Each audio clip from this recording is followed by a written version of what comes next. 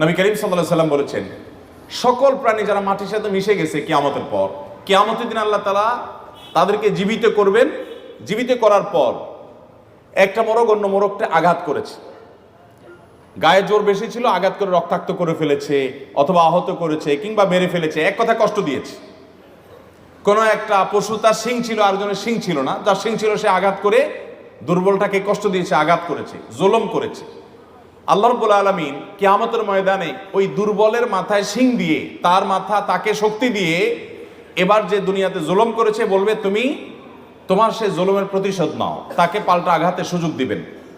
যখন সে আঘাতের সুযোগ সে পাবে এবং আল্লাহর অনুমতি সাপেক্ষে সে যখন তার প্রতিশোধ গ্রহণ করবে, এরপর আল্লাহ তাআলা বলবেন, এরকম সবার দেনা পানা পরিশোধ করার পর আল্লাহ তাআলা বলবেন, কুনু তুরাবা, তোমরা সবাই মাটি হয়ে যাও। তখন সবাই মাটির সাথে আবার মিশে যাবে, কারণ তাদের জান্নাতও নেই, জাহান্নামও নাই।